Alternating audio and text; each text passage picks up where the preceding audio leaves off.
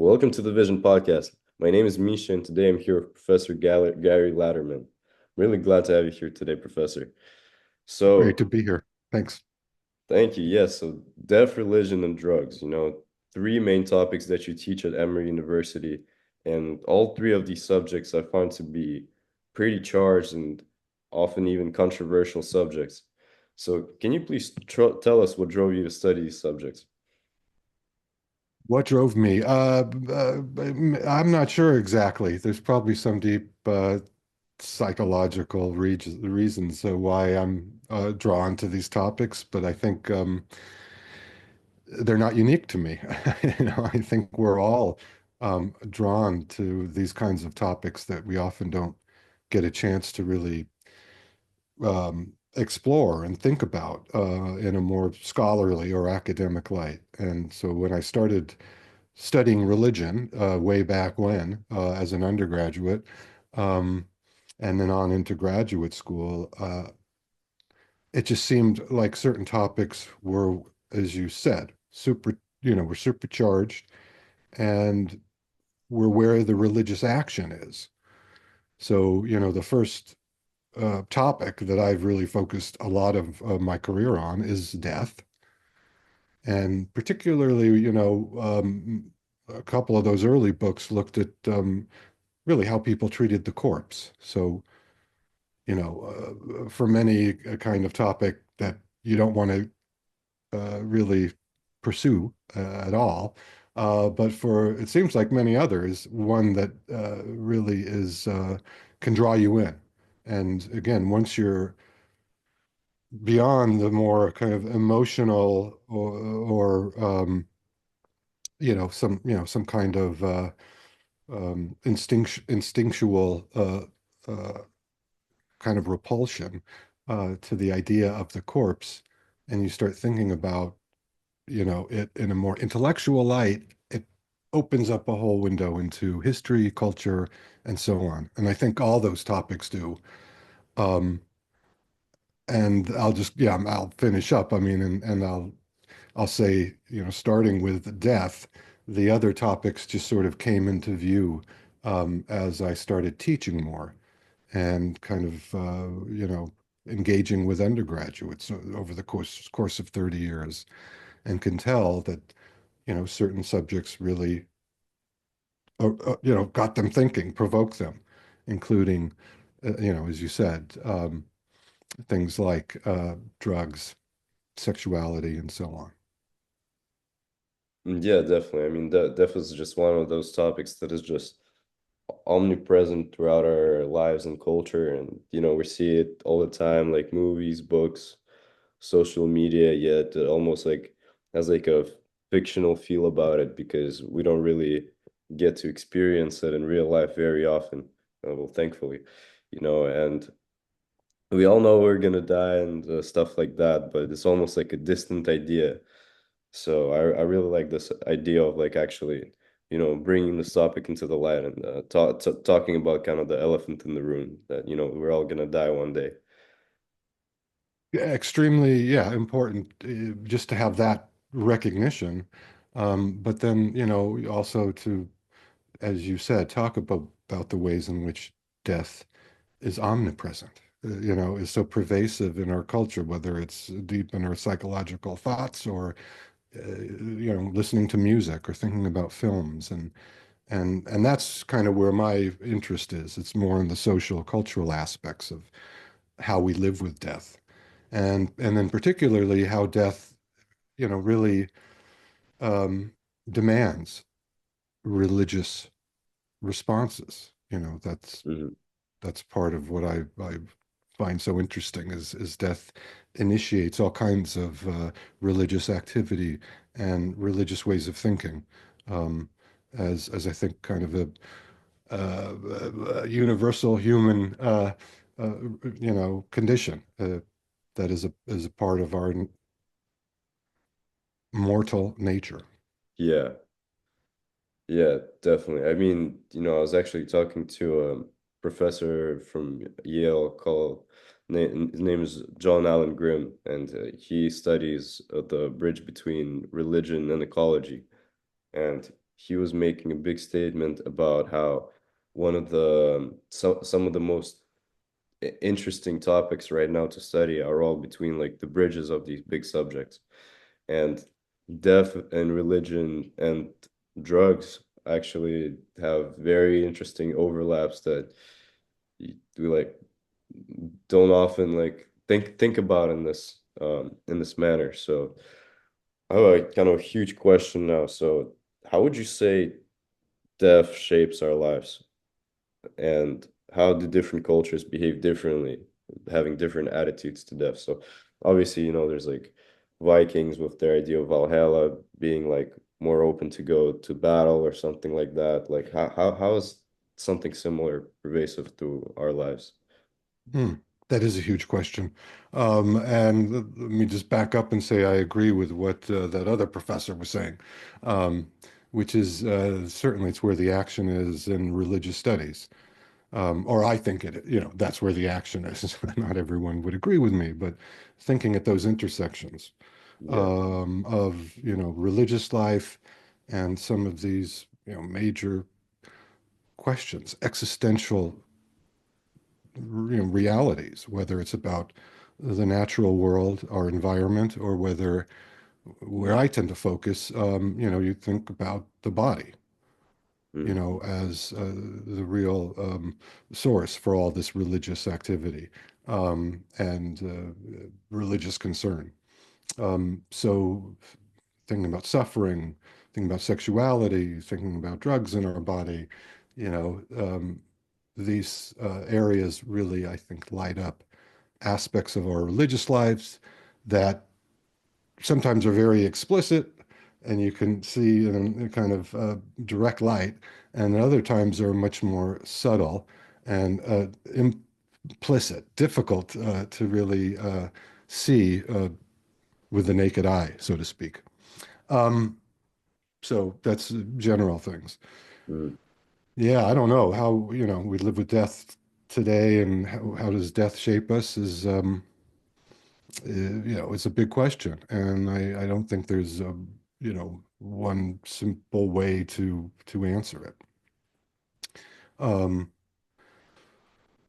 but there are certain ways in which, American cultural attitudes toward death are um, not just kind of central in our culture, but as you say, are really kind of shaping how we experience death.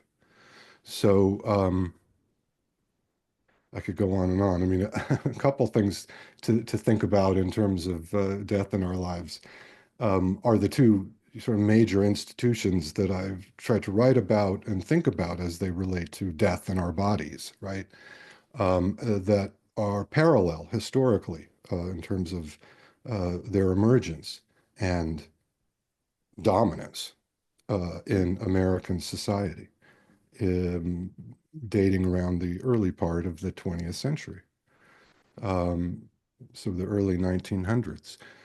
Okay, so quickly, what we see is the rise of these two institutions. One is what I've really focused on and written about, which mm. is the funeral home, Yeah. right? And then the other is the hospital. So one is a place where the dead are taken and where there are mediators who help manage our relationship with death generally, but certainly also with the more material presence, and that's, what to do with the body. So they didn't exist. The funeral home, didn't exist before the Civil War. After the Civil War, it really starts to develop and then become, over the course of the 20th century, a multi-billion-dollar dominant industry. Hospitals quickly, become spaces of dying.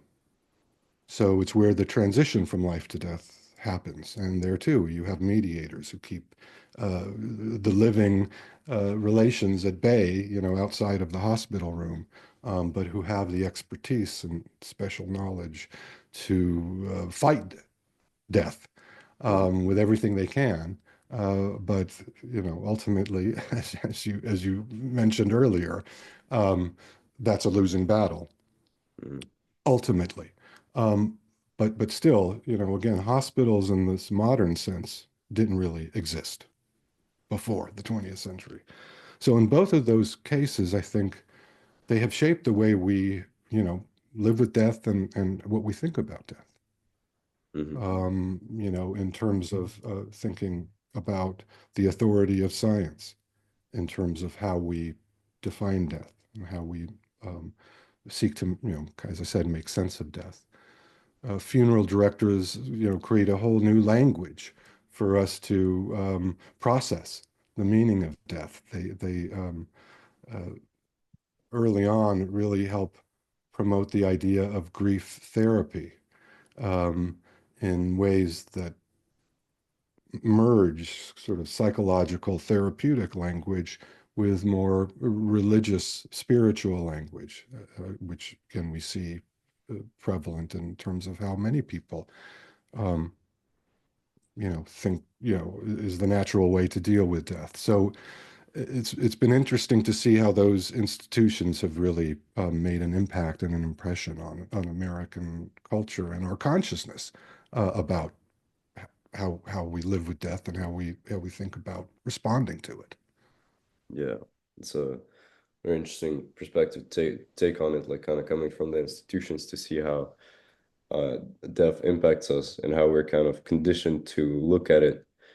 And so there's obviously the question of death in a physical world, and then there's a question that bothered people for as long as they existed as to what happens to the soul, what happens after the body dies, where do we go? And obviously there's many attempts to study it throughout history, and it's a very hard, topic to study. Nobody makes it alive after they die. So, or depends what you believe, but No one definitely gets out of some, here alive, right? yeah. So, but yeah. So, do you think there's any way to attempt to study what happens to the consciousness, to the soul after death, or can we just refer to religion to provide us some kind of um, guidance for the afterlife? Um, Great question, and the lead up was great too, in thinking, about the shift away from just the material body and how we interact and think about that to that other question, post-mortem, Like, what happens after. Um, and yeah, that's related, but a whole other track for sure. And uh, so the that too is a sort of obviously a huge area to explore, hmm thinking about you know uh, sort of spiritual afterlife and how our views about that have changed. Um, I would briefly again push on this notion that thinking about how we might study the afterlife and sort of contrast that with the more religious takes that we're familiar with. hmm And I would say that any kind of thinking about the afterlife is religious. hmm So that even if you're approaching it from where we see a lot of research activity these days and over the past few decades, and that's in terms of near-death experiences, a more kind of scientific approach to try to tease out, um,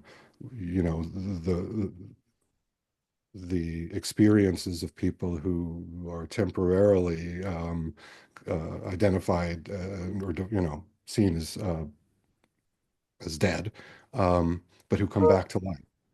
hmm Um, so that also is an expression of religious grappling with, again, this ultimately universal biological fact of mortality. hmm So, any attempt to try to project or imagine a afterlife, I think, and for me would be a kind of religious effort. Um, so certainly around the topic of near-death experiences is where you see a lot of action, but also in terms of um, experiences of ego death Hmm. that are also quite popular these days, and in terms of popular interest and popular awareness. Hmm. Thinking about ego death, particularly as it relates to, our growing interest in psychedelics and all of the sacred possibilities that people are imagining that are a part of what these sacred drugs have to offer. Um, but there too is another, kind of area in which it's outside of conventional kind of religious discourse, but within now this more emerging scientific, but also cultural frame of interest in what can we learn about death through tripping. Hmm. Yeah, so it's definitely another huge topic as to what really, what doors really do psychedelics open, whether it is something deeper and something, seeing dimensions and things that are there always that we do not see in our regular state of consciousness, or whether, it's just a hallucination. There's many takes and many areas to explore, especially becomes interesting when you start to look into the fact that a lot of people have similar experiences on these substances, and whether that be due to our, similar kind of shared subconscious that comes from our culture, or whether that would be something to come from actually some kind of innate truths that are present in our reality. It's really hard to tell. But I Uh, think like something that's kind of you brought up on the Joe Rogan podcast previously, the fact that drugs are kind of was like a label that is a can be misleading, as if because you put pretty stigmatized word and then heroin under the same category as psilocybin, and then it becomes kind of a misrepresentative of what these substances do and how they have completely different properties, which the can be medicinal or destructive. yeah, So yeah. I wanted to ask you, why do you think these psychedelic substances are illegal despite there being a lot of new research regarding the fact that, maybe they are not all so bad. Maybe they are not the same thing as, maybe they do have some positive properties that help heal some mental disorders. And even there's have been some recent studies I've seen on dementia and Alzheimer's. So why are they illegal? And if they were legal, as to how could we go about it as a society? Obviously, is it I don't know, maybe something you pick up at CVS or something you go to a doctor for a specialized visit, or how can these substances be used to better our society? Mm. Another huge question. I don't know. Yes, yeah, I Got to just go bombarding off you. here. I don't want to. Yeah, let me just No, it's quickly. fine. Feel free, no rush. You should take my sacred drugs class. But anyway, Definitely will, I won't promote that right now. Yeah, just to back up again, because a lot of what you were saying I wanted to grab onto, but just quickly, yeah, I mean, the word drugs is really particularly charged as well. It has multiple meanings and associations, and it has been deployed as, clearly a kind of tactic in terms of politics and social division and so on. Um, so it's highly problematic. And part of what I try to do in the class and more generally, I guess, is to really try to uh, get us to rethink and interrogate, really explore the meanings of these words that we often don't give a lot of intellectual consideration to. words like drugs, words like religion is another one, that we kind of Hmm. use and throw around, and no one agrees on the meaning of that word, religion. And that word also has been used politically in ways to, create and um, solidify social division and social attitudes. Hmm. So both are loaded, and both, I think, we need to change our language around these existential matters, and think of new ways to talk about drugs. That's why I try to talk about sacred drugs. Um, but I still use the word drugs. And I like the word drugs because, again, it's provocative and it gets people, thinking. Um, it, you know, uh, when I try to use it in the ways I'm using it in class or the book that I've written, um, and the reason I want to keep it is because I'm really, interested in something a lot of drugs share. I mean, the drugs that I'm interested share, whether we're talking about psychedelics or coffee Hmm. or cannabis or alcohol or antidepressants, right? All those things that I'm kind of clumping together as drugs all alter your consciousness, whether it's subtly or radically. And in that alteration of consciousness, I think there's a great deal of religious meaning and religious force, um, which is not to say everyone who alters their consciousness is being religious, but the potentiality in modifying consciousness through drugs. There are all kinds of other ways to modify consciousness, alter consciousness. But for what I'm working on now, it's really thinking about material substances that you take into your body.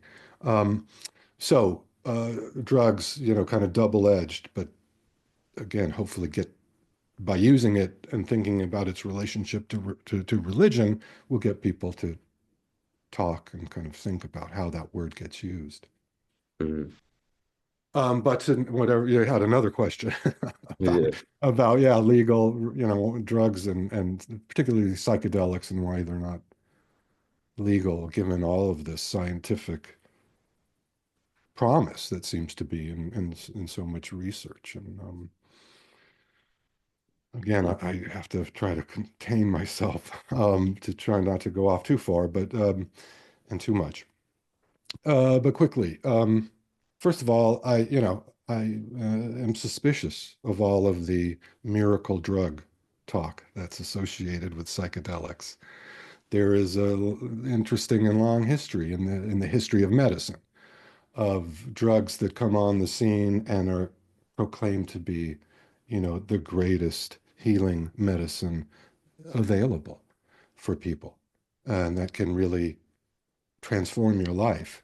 Again, initially with research that seems to be indicating transformations psychologically, emotionally, and mentally, whatever. And you've seen that with cocaine. You've seen that with speed. There's all kinds of examples. And we are in this cycle of like glory to psychedelics. So I'm a little kind of cautious, even though I also, without question, believe they have great potential for existential, matters Hmm. that would encompass everything from PTSD to death anxiety.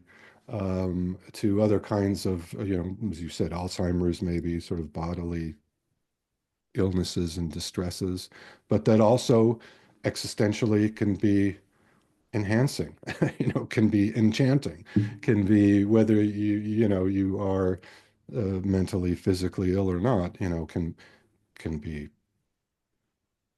healthfully transformative, Hmm. transformative to your health.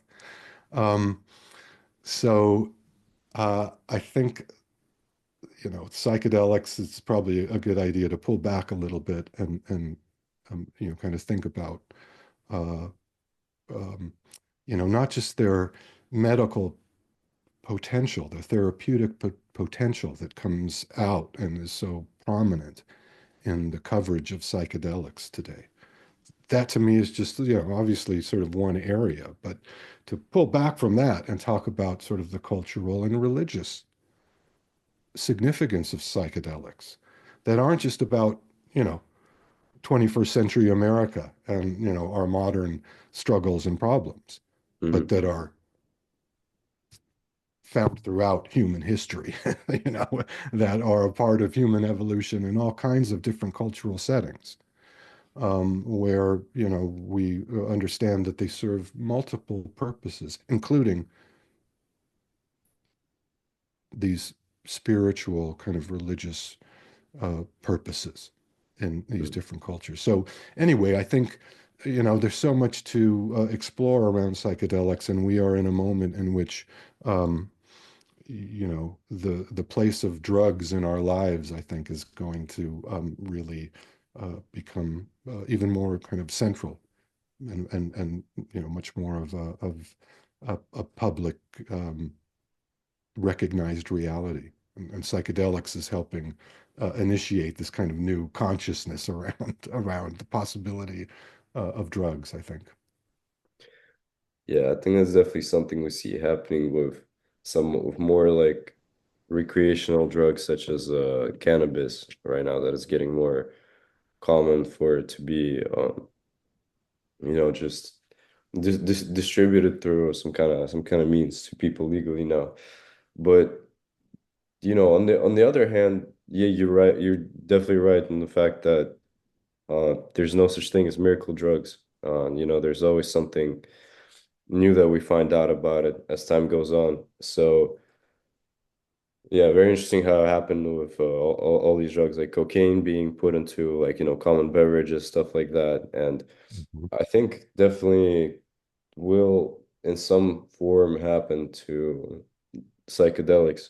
And one thing that comes to mind right off the bat is the concern of kind of psychosis, as some people experience as a side effect. Some people are greatly benefit while others, some reason, have a negative experience, let's say like a bad trip, and then suffer some kind of negative side effects after. And that's not to say that not to say that there aren't positive qualities at the same time, but it's just to consider the fact that maybe it's an area that needs to be studied, whether it's a question of dosage, strain, maybe a means of application, maybe person's state of mind, so there's definitely a lot to research, and um especially on the fact of how to make these substances like more user friendly, more helpful. That's right. And that is also a key element to keep in mind, and something I try to include in the course I teach and in this book I've written, which is, trying to also recognize that sacred drugs can also, uh, in addition to being constructive, healthy, providing a means of transcendence, ecstasy, all kinds of great positive social values and personal values and experiences. The flip side is sacred drugs can also kill.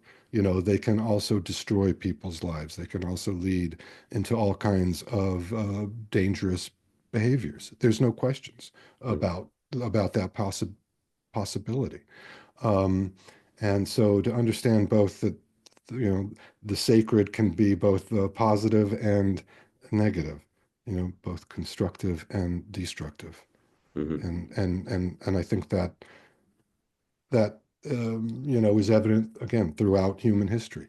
The history of religions is certainly about bringing communities together, all kinds of ethical, moral commitments, and so on. But it's also been the history of the destruction of other cultures, the demonization of other people, all kinds, of extremism as well that can lead to disorder and all kinds of negative consequences. So yeah, I mean, I think that talking about when studying religious life, is it's got to be again double-edged to see both sides of that. The psychedelics, as you're saying, is exactly, in the same place. That is, it also um, has the potential for abuse, danger, all kinds of difficulties. What I think now in the literature is referred to as adverse effects. Hmm. Not just a bad trip, but also, all kinds of other um, possible drawbacks, dangers that can be found um, in psychedelic therapy. Yeah. Because a lot of, the focus on some of these more negative effects is coming out of medicine and these controlled uh, case studies and controlled environments and in labs and so on.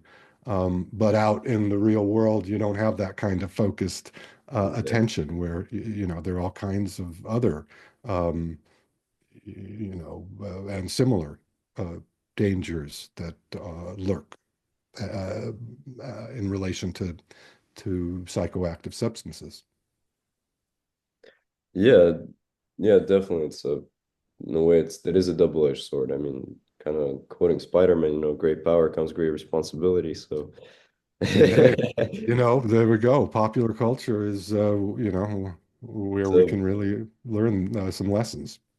yeah, I'm like half kidding, but obviously it's a Well, powerful thing, and if it's a powerful thing, it can have reverse powerful effects. So, take same way, like think with every substance, there's a use case for it in a way. So, like wow.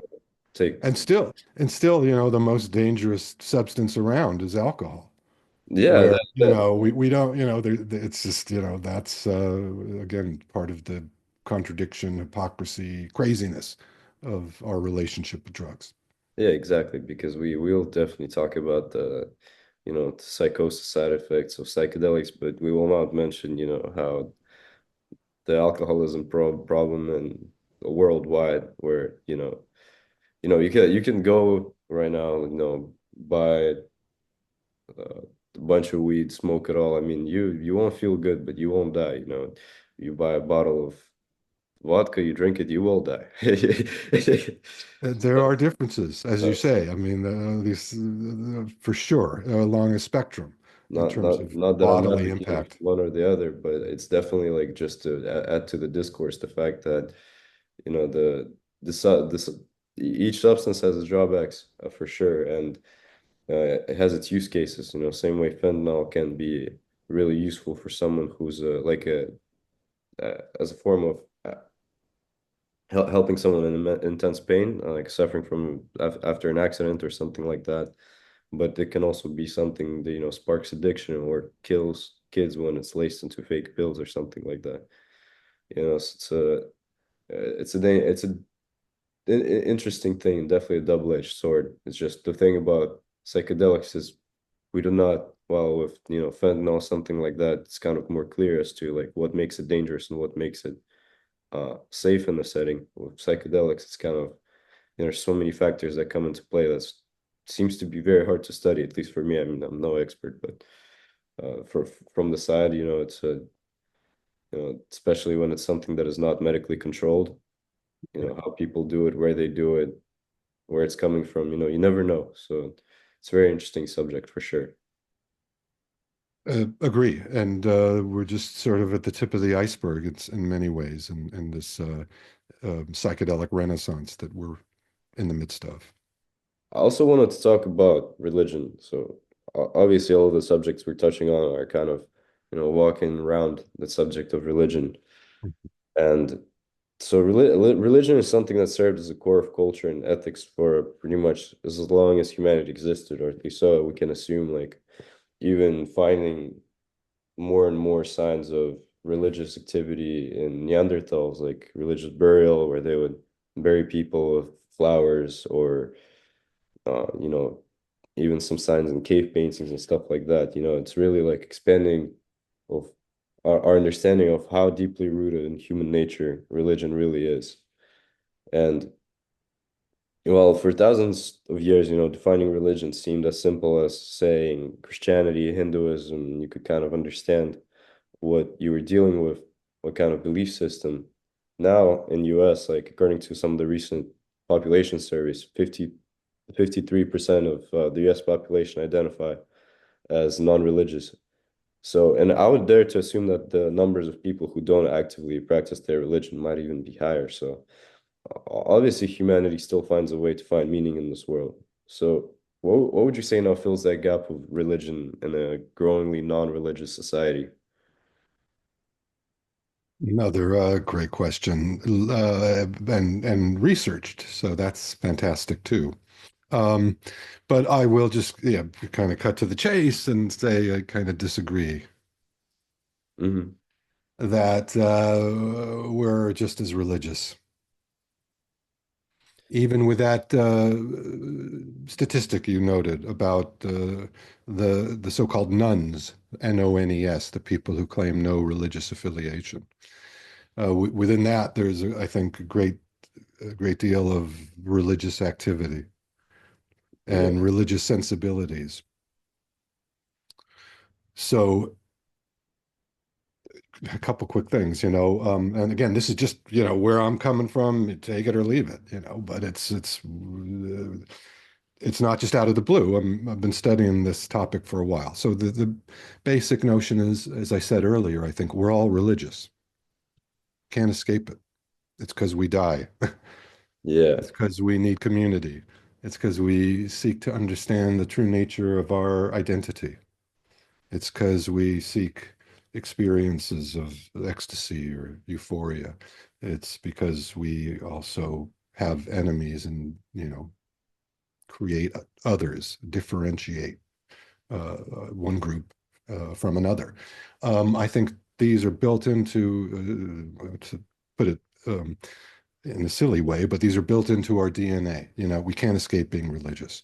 Mhm. So what's happening now in terms of recent trends is all kinds of things, but certainly the authority and the drawing power of traditional religions, Hinduism, Buddhism, Christianity, Islam, Judaism, are diminishing.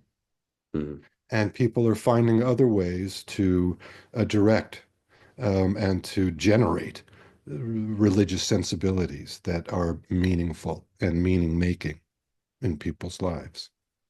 So even though, statistics kind of represent one reality, there's just so much more that going on. Um, Now, part of my take too on this is that people are religious in ways they wouldn't recognize. Yeah.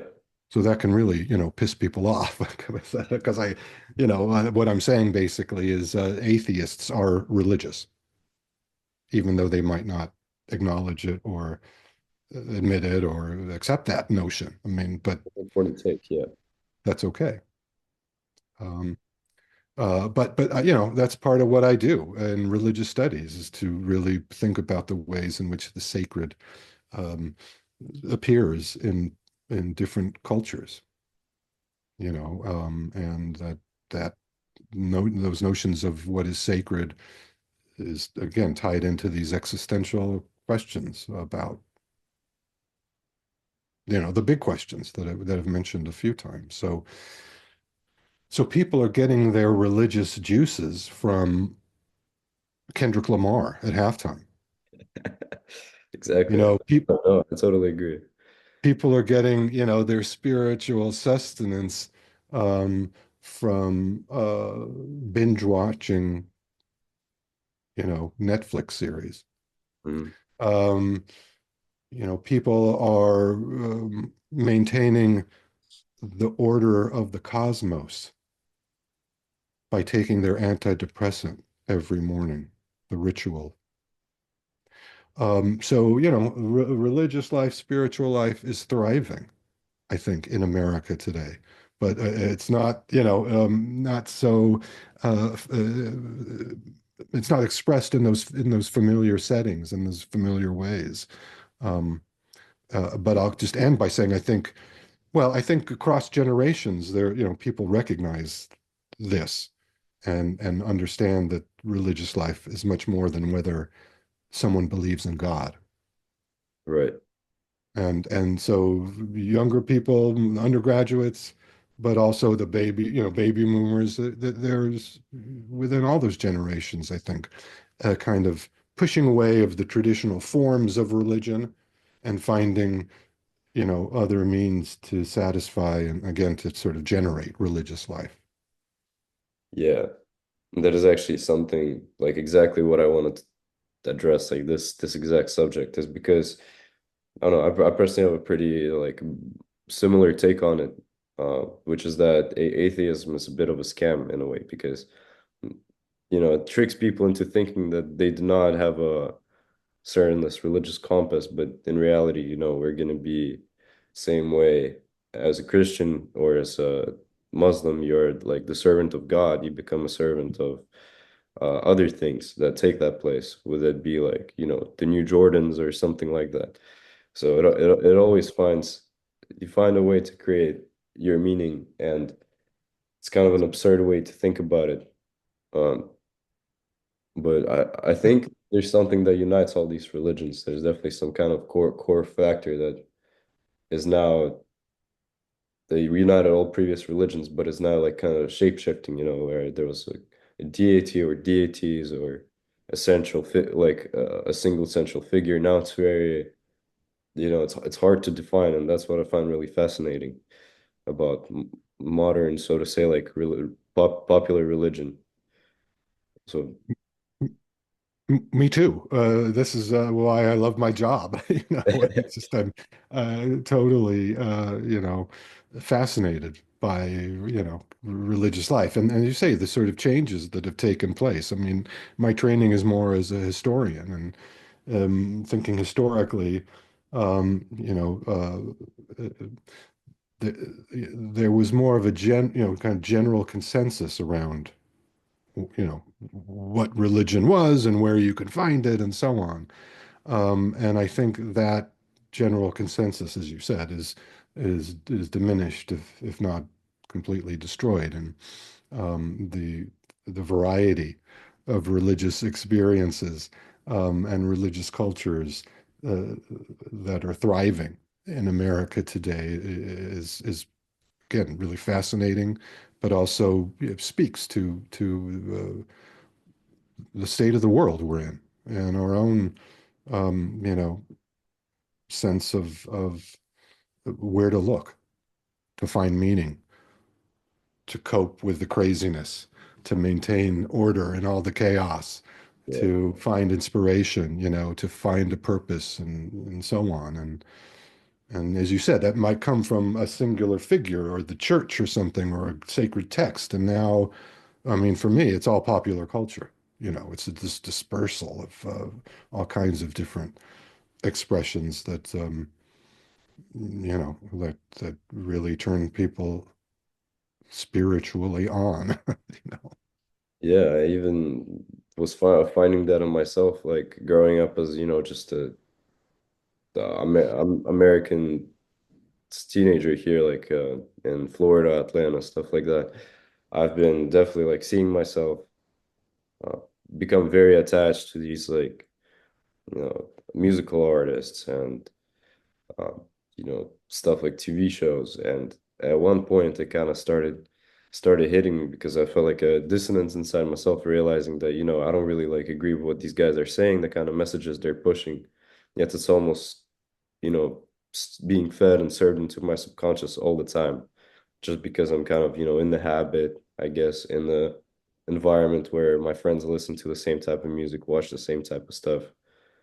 Um, and so that kind of drove me to say, maybe that's not for me. So I kind of stopped listening so much music, stopped watching so much movies, and I felt this like void inside. It's like So what is it now? You know, I felt like I needed something to fill that void, and that's exactly, I think, that sense of religiousness that shifted away from this like kind of pop culture and stuff like that, and it became very apparent to me that like wow, this is a huge thing, way bigger than it seems. Hey, yeah, that's that's thanks for saying that. I mean, because you know, I think speaks to so many relevant points. I mean, in addition to your own journey, but it speaks to larger cultural points around the void, Hmm. around thinking about, where do we get some sustenance that isn't just physical, that isn't just material, that isn't, just financial, but that provides a larger sense of fulfillment and meaning and so on. And so um, there are no more uh, guidebooks, that I Yeah, think help to point us in that direction. Or maybe there are a lot of different guidebooks that have all kinds of remedies and answers, which again speaks to where we are culturally. Um, but that sense of whatever loss when you stop doing the music and more popular culture activities, um, again speaks to this reality that those connections are more than just forms of entertainment, yeah, or that speak to, what you choose to um, divert your attention. These aren't just trivial matters, but popular culture entertainment is loaded with, again, sort of these religious messages, religious values that may not, you know, be under the spotlight as typical religious values or sacred principles. But when you dig into them and realize, again, not just what is being expressed, but how do the fans, how do the followers change their values in terms of their engagement with um, Taylor Swift, or other kinds or social media too, another kind of major source, I think, for religious life. And then I would just turn to a point we made earlier, which is all of this is religious activity, again, is double-edged, right? There can be all kinds of more destructive elements to the values that are being expressed by popular culture or certain segments of popular culture. I write and focused a lot on celebrities as, one particularly powerful kind of force yeah, in this religious culture. Uh, but, again, I'm not saying this is all um, to be celebrated and only produces socially beneficial results. But, it's a mixed bag, like the history of religions. yeah. That actually goes right into what I was gonna ask you, which is that, so obviously the shift in religion creates, I think, some confusion in people. The fact that you don't really fully comprehend the fact that we are worshiping something or like religiously affiliating ourselves with something. Like it's taken a place in us, the place that of ethics, of kind of higher meaning and stuff like that, kind of devotion, community, like all these things. Yet we do not really fully give it credit that it's a religious force in our lives. So yeah, I was gonna ask, it's is it, does it destroy the moral fabric of society or does it create it? But like you said, it's kind of sounds like a mixed bag of things, especially, I mean, I guess any religion is looking, at Christianity's history. Like now, I've affiliated myself with, as Orthodox Christian, and obviously there's been crusades, all kinds of things. Islam had all kinds of things, Judaism too, where there's no religion without blood. Yes. Mm-hmm. So Mm-hmm. so how would you say this kind of modern religion compares to ancient religions in that sense? Yeah, it's hard to make the comparison other than to say that, the modern and the ancient, both had moral systems in place, Yeah. that were supposed to help facilitate some kind of social cohesion and, common bonding. And but, other than that, which most societies require, um, they're vastly different in so many different ways. Again, just think of social media and new technologies of communication and all of that as really making an impact on uh, whether there is even a possibility for some kind of one uniting co cohesive moral vision Hmm. for America. And I think it's impossible. And certainly, as you put it, all religion, has blood on their hands, or however you put it. But I think that, yeah, certainly, I don't, in terms of scholarship, it's not, I don't feel it's my place to sort of make some kind of judgment as to, which set of morals is going to lead to social collapse, or which set of morals is, going to be more healthy for society. Again, that's part of the way I think about the sacred and these religious matters, which is they're always contested and they're always full of conflict, Yeah. when they're in context. So yeah, even though the religious landscape is so different today, and notions of kind of moral solidarity is out the window. We have all kinds of conflicting moral communities that claim to have the upper hand on, how we should live and what ethics should be in place. Um, and we see also the ways in which proclaiming some kind of moral order, or moral vision doesn't necessarily mean that you live by the moral codes that you're, proclaiming to uphold. And, we see that.